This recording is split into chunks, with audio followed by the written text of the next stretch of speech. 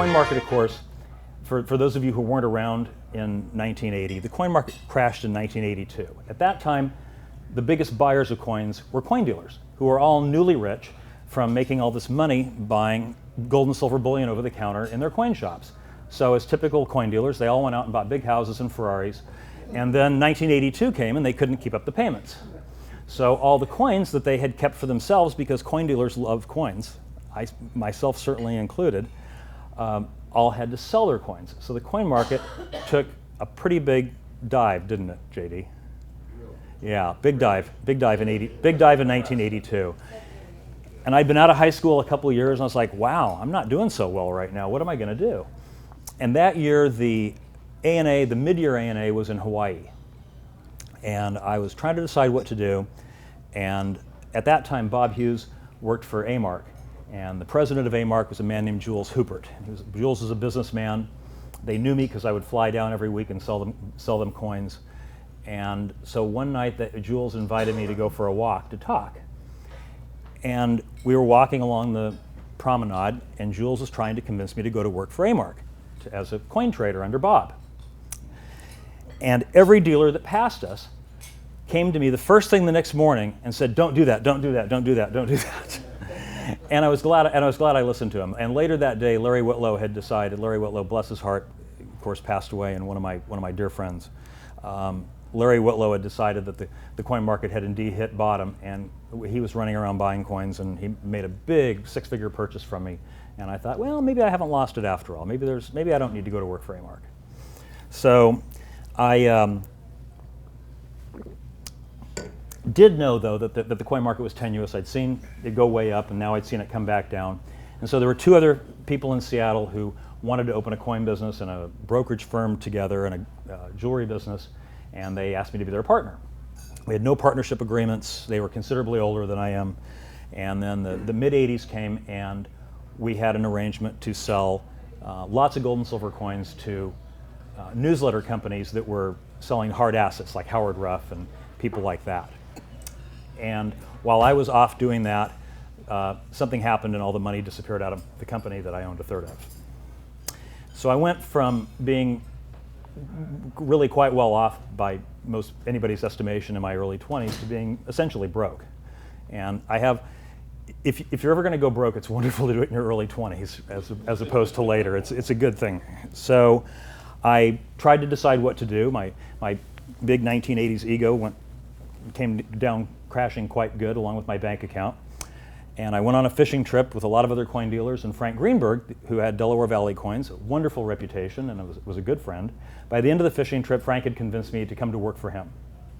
And I had been at Frank's for about 2 weeks, and Steve Ivey called and said, "Why didn't you tell us you wanted to go do something with somebody else? You need to come down here and work with us." And then every time Steve and Jim would see me at a coin show, I love that this is being videotaped. Yeah. Every time I would go to a coin show with Frank, Steve or Jim would come over and try to convince me to join them because at that time Jim was the coin buyer. There was no number two, and they wanted a number two coin buyer. So now we have PCGS has the World Series of coin grading. Back then, in 1987, Heritage, in its infinite wisdom, decided to sponsor at a Long Beach show the World Series of coin grading because PCGS had been open for about a year at that point. And they invited all the dealers to come over to a big table and go through boxes of coins that had all the PCGS holders covered up with the grades and to write down what they thought the grades were. And so I did it along with a lot of other people, and I don't know, the thing must have been rigged, but Steve and Jim came over to tell me that I had placed first. Now I know that there's a lot better coin graders than I am, but I was pretty decent. And so they congratulated me and told me they wanted to take me out to dinner and they were going to make me an offer that I couldn't refuse. So I went out to dinner. They made me an offer. I came back the next morning, told Frank Greenberg what it was. Frank says, "You know, you got to do that." And Frank maintained not only as one of Heritage's best clients, but as one of my best friends to this day. A finer gentleman, I don't know. So got in my car, drove from Pennsylvania down to Dallas, stopped at JD's office in Memphis. And JD said to me, "You know, I worked with Halpern. He says, they're going to work you to death. They're going to pay you good, but they're going to work you to death. You'll learn a lot, but in a couple of years, you'll go out and do something different. It's 29 years ago. 29 years ago.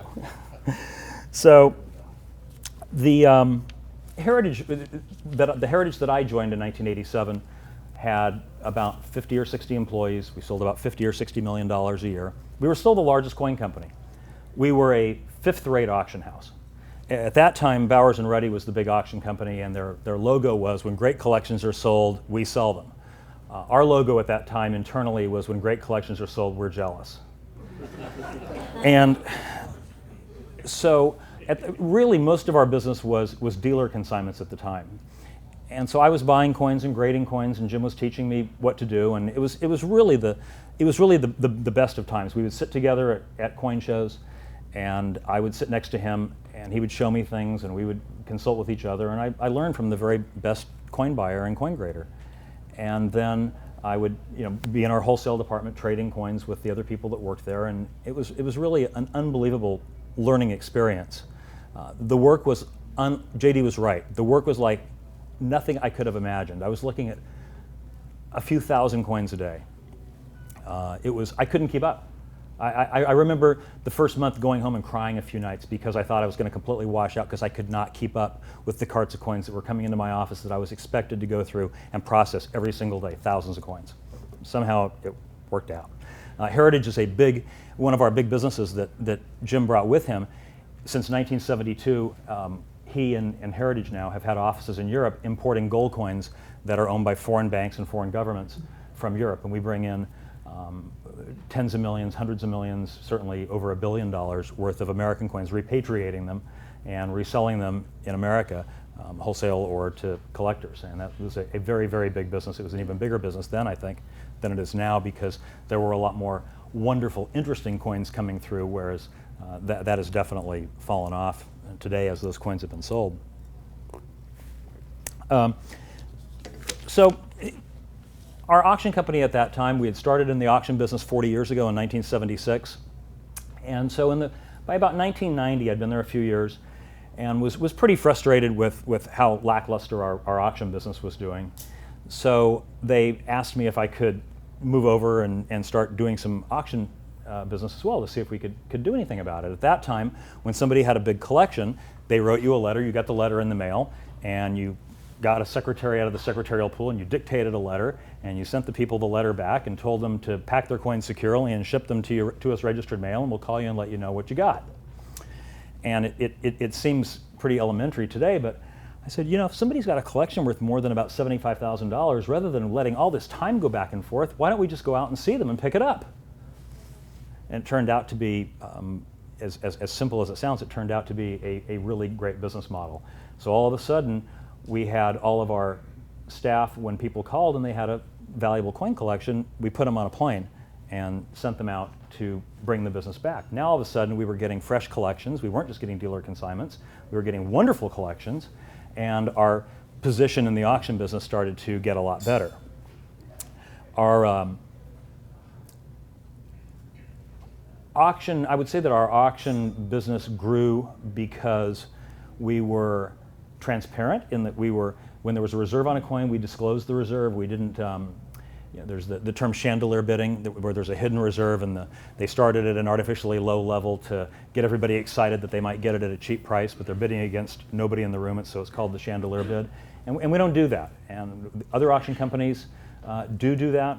I know the major art auction companies do that. We think that it is legal, but we don't think it's ethical, and we think it wastes people's time, and we think that it is not the right way to do business. And so we were told that we were going to lose all the dealer business. No dealers would consign to us if we disclosed what the reserves were. But of course, that's turned out not to be the case.